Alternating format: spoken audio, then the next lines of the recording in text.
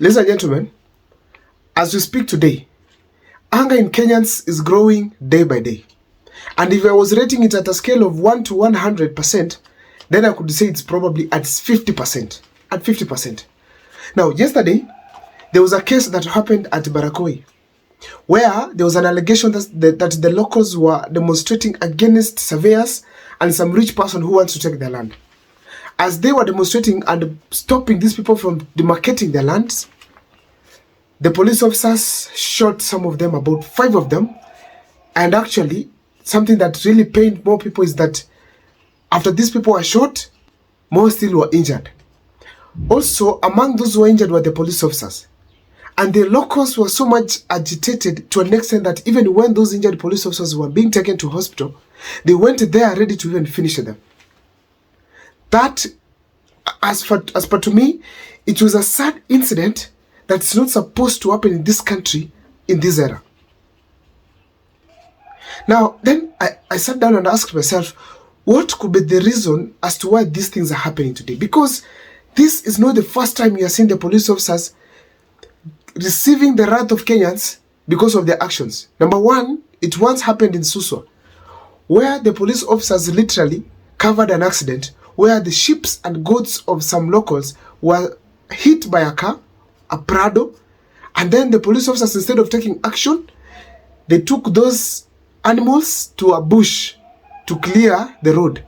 Then the locals were agitated seriously to an extent that they even went and blocked the road.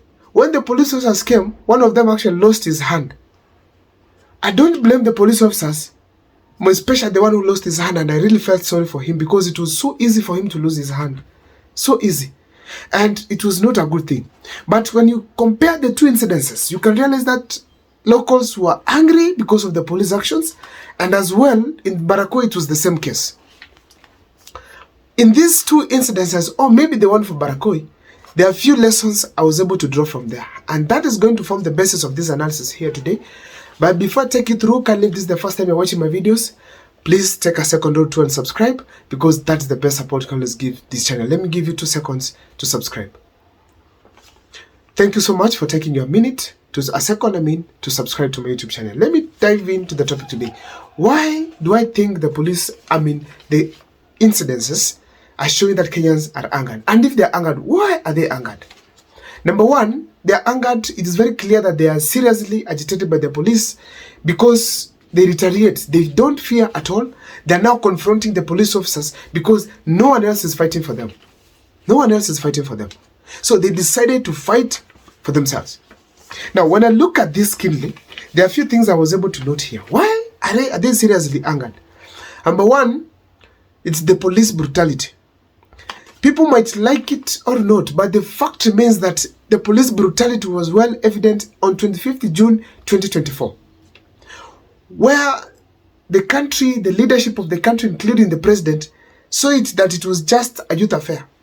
They forgot that there are some youths in this country from other parts of the region and some older generations who wanted to participate in the demonstrations in Nairobi, but they couldn't make it there because of maybe financial issues. And that they also assumed that what youths was talking about were not the concerns of other generations. And they went ahead to show their police brutality by killing people in the streets, beating people, open on cameras. And the people borrowed the idea that the police officers are brutal. And the country, the police, the Inspector General of Police, even the Cabinet Secretary of Interior, and the President himself does not care. They do not care. So Kenyans right now are on their own. That is why you could see they could not go and report the case anywhere. They had to confront the police officers to an extent the police officers had to shoot 5 of them to die on the spot. That is in Barakoi. So the police brutality is a huge concern in the country as we speak today. Secondly, is the leadership that is doing what you call negligence.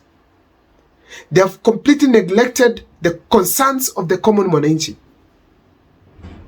Why am I saying this? When surveyors go to demarcate or maybe to probably divide land belonging to locals without their consent, and these locals have title deeds simply because it's an order from above, allegedly, What are they showing the common mwananchi? No one is fighting for them because the leadership wants everything that belongs to them. It was a wrong move by the police officers to do that. It was a wrong move by whoever who did it to do it.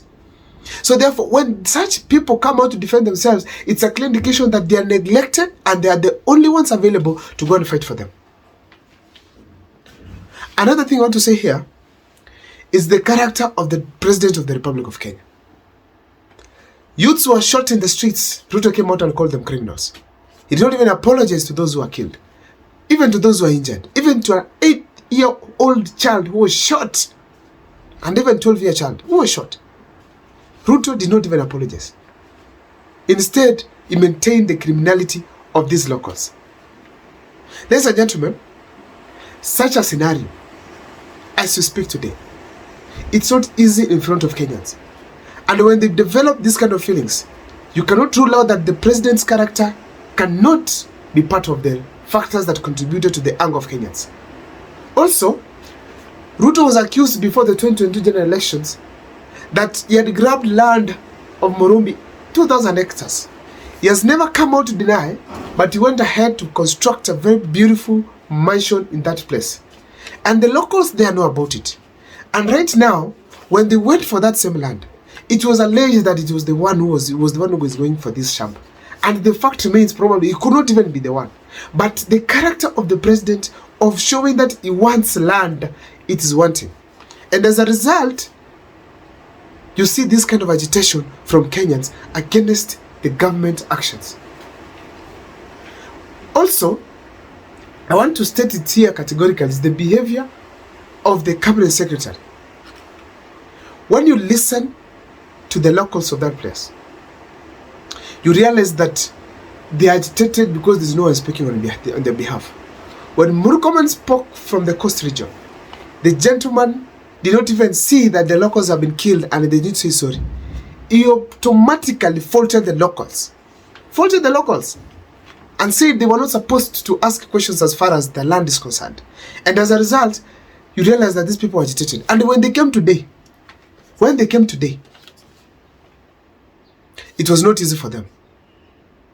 They came today, some leaders came, and I'm going to do an extensive video on that. They came and what they saw was not easy.